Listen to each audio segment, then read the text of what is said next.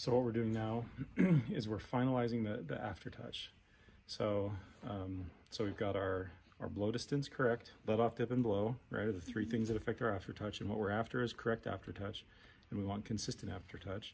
So our let off is set, we're not going to mess with that. Our blow is set because blow, we want a consistent, it looks good. And then, so the only thing left to mess with in order to give us the correct aftertouch is? Dip. Dip. Yeah. Dip. Yeah, so now, so our dip was more or less correct. I mean, at least according to the dip lock, or actually, no, we only did the samples on this one. So we actually don't know where the dip was exactly. We can only assume that the dip was set 100 years ago. And so it probably hasn't changed all that much in 100 years, maybe a little bit, but not a ton. And so now we're refining the dip, not with a dip block, but with aftertouch gauges. So that's what we're doing. So now as a final check, we're going through with the 20, the yellow one that Curtis has there is 20 thousandths, or the one side of that one that Tim has is 25 thousandths. So just going through with one side only. And so what we should feel on all, just because it's fast to just go through, or it should be fast, we should be able to go through and just put that 20 or 25 thousandths in there, and then it should let off before the bottom of the key hits the gauge. Mm-hmm. That's what we should feel. And if any of them are letting off way early, then that's a clue that what? Or sorry. Yeah, that's right. If they're letting off way early and there's still a ton of aftertouch before it even hits the gauge, what's that a clue? It's more than 50. Yeah, it's probably more than 50. Exactly. Good. Yeah, Victoria, you're getting this. You're getting this. Hopefully the daily review is helpful.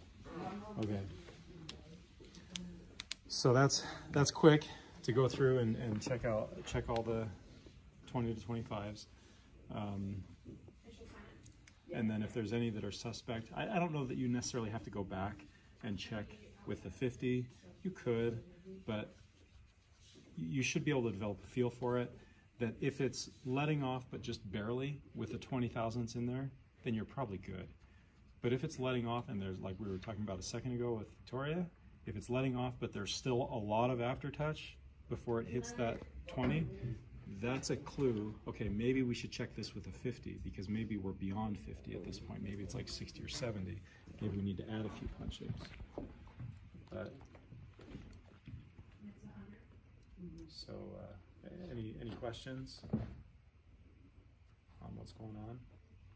Why are those 5 keys? I just lifted them up to mark them, because they weren't really letting off with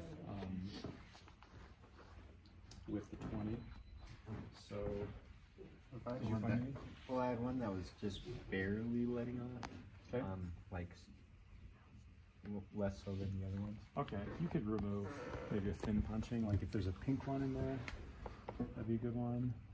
So these I definitely had to compress the felt in order to get them to let off. So that's probably too much to remove. So I'm gonna estimate that one is probably like a, I don't know, 20 or 25 thousandths. So maybe I'll just try, I'll remove this one, and since the blue is handy, I'll add the blue. So I'm subtracting 25 and adding 10. Okay, see how that does. So you're actually removing 15? Yeah, so I'm actually removing 15.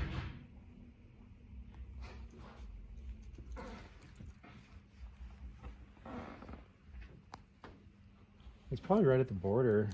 I mean, I could probably get away with removing that blue again, so we removed 20 or 25 total.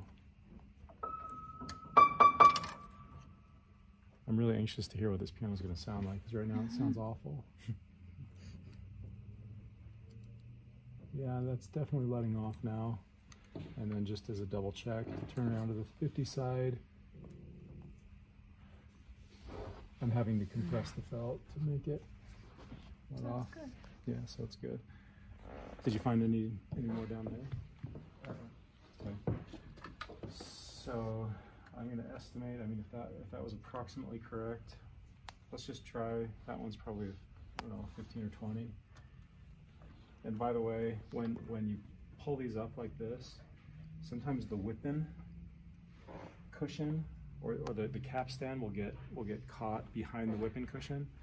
So in order to pull it back down, you have to use a tool or your finger or something to kind of push the whipping up to get it back down.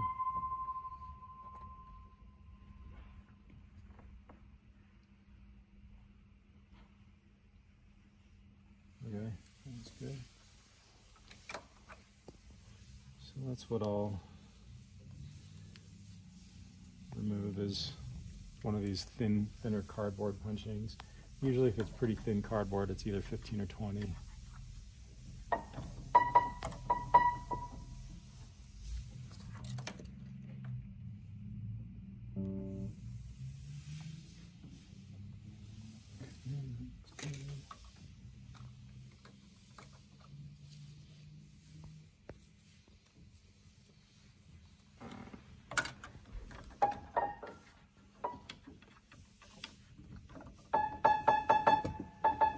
Even a pitch raise is going to be a nice reveal to what this piano sounds like.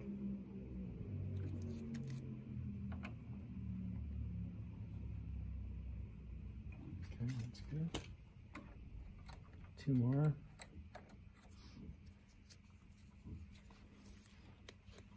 It's another.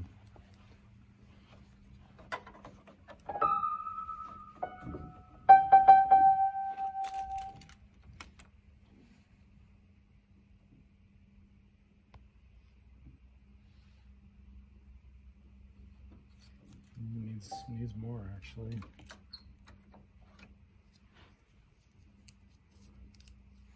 Here's a fairly thin one. So I probably removed 20 to 30 total on that one.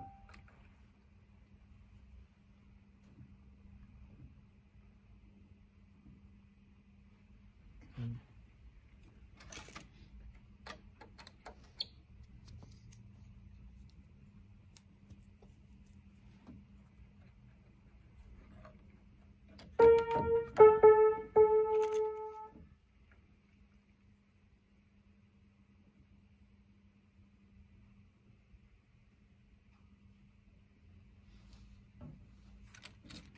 So I just removed a pretty thick one, and it's still not quite there, so I'll try the blue one now.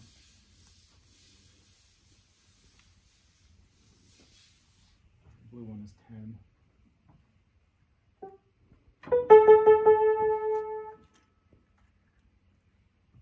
There we go. All right. Okay, we should be there. And how do you test flat keys without taking everything out? Sam, you can get this in there.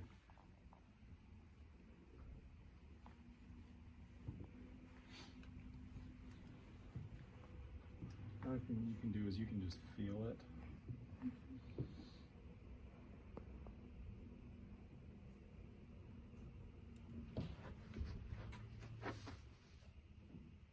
And they should feel consistent. Which, okay, so for example, there is something, so these are good, feel these two. Just push them down to the point of kind of some resistance, and then feel that. Okay, now try out those 3. Oh.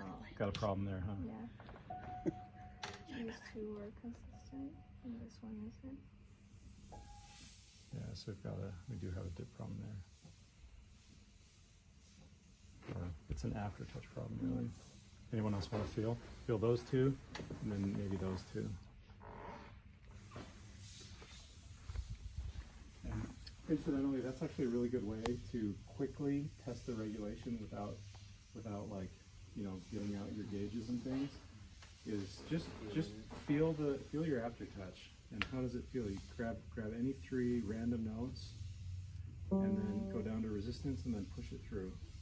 And it's not going to tell you everything you need to know, but in a snap, you can tell how's the regulation on this piano. If you feel that bump and you feel it go through regulate or go through let off, you know that regulation is pretty reasonable, or at least relatively close.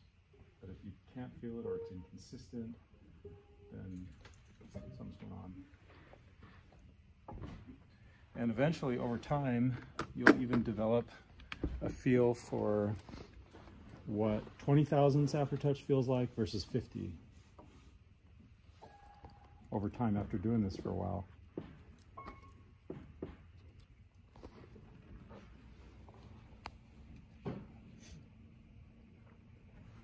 Okay, so I think what I'm seeing right now, we'll still need to. Did you check all the way down to the bottom on aftertouch, or just that section? Okay, so we'll need to check that section. I won't belabor the point for time, for the sake of time. Something else that I'm seeing is we've got some alignment issues. Can you see that hammer? Yeah. It's super misaligned. It looks like it's hitting only one string, like maybe brushing the one on the left, but just barely. Whereas down here, well, like that one's good. You can see it.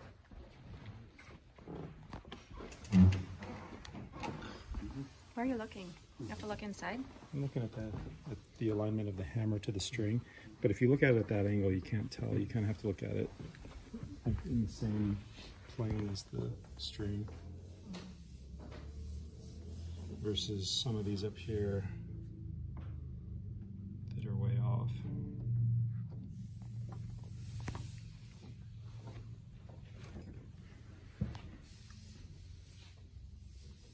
So as I'm going through right now, I'm feeling the aftertouch. I'm watching my drop. Okay, there's a drop issue right there. Too much. Way too much. See that? It drops like an inch. See that? Yeah. Okay, I like my aftertouch. I can actually feel I wouldn't recognize it otherwise, but now that I know that drop is way too low, now I know what to look for. I can actually feel the rep lever hit the drop screw right there, and then I feel the jack hit the let off button right there. So rep lever, now jack, now let off. Go ahead and feel that. See if you can feel the rep lever come and hit the drop screw. Is this what First you were one, talking that about, the two two shells? shells? Yeah, it does have two shells. Yep. Feel that? What else want to feel?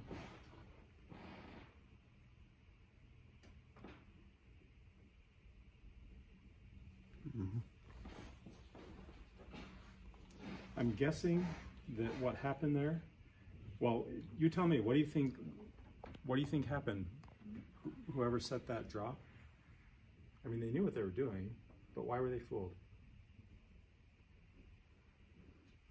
Because of the alignment of hammer? The hammer, could guess. I don't think so. Maybe because it was bowing.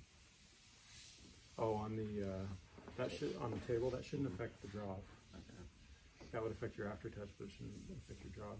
Any other ideas? What would prevent the hammer from dropping? Jake or McKinley, do you know? If it's the rip levers. Got all these parts going through my head. Right.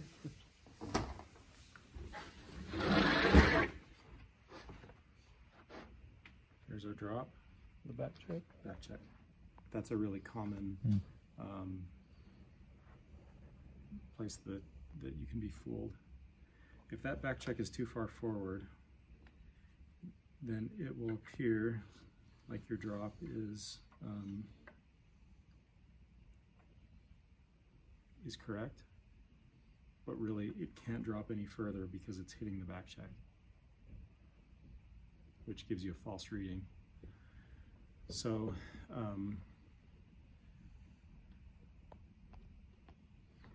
So sometimes, well, yeah, plenty of checking. That's one of those things that you just have to,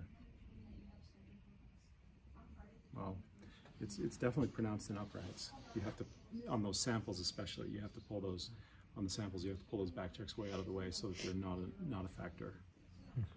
I guess that's a good idea in at least the samples, but anyway, now that our back checks are more or less correct, now the drop issue is revealed. And then there were some others that we looked at yesterday that the drop was maybe a bit small. So we're just seeing these are very common issues that's why we go through at the end and we just kind of check things out.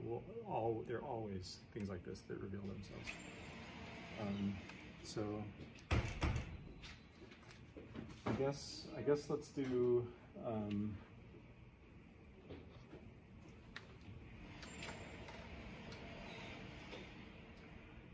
let's do dampers tomorrow. I was planning on doing dampers today, but let's do some of this troubleshooting.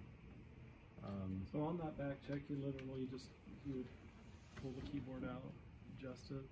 Well, the back check is good now, but it wasn't when so drop we need to was adjust the regulated. drop. Yeah, Screw it. Okay. exactly. Okay. It was preventing a correct reading before. Should Right. checking go before drop regulating? Or just go in that circle? Yeah, it's more of a circle. Yeah. Okay, so so what are the things that we need to repair before tomorrow? For those flanges. Yeah, we need to fix those flanges. There was a broken bird's eye, right? Yeah, I think both of them had broken bird's eyes. There might have been a third. The Maybe it's just two. alignment. Okay, alignment, good. And drop. Drop. What else? That did.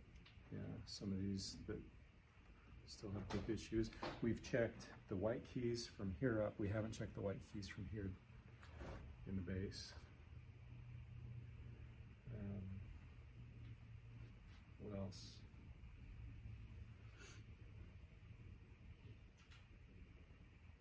I think that'll get us closer. There might be a few more that reveal themselves in the future, but for now, that'll get us really close.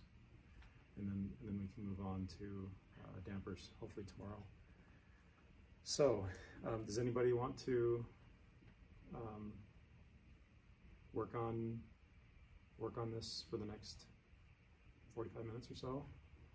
A couple people? Sure. Yeah.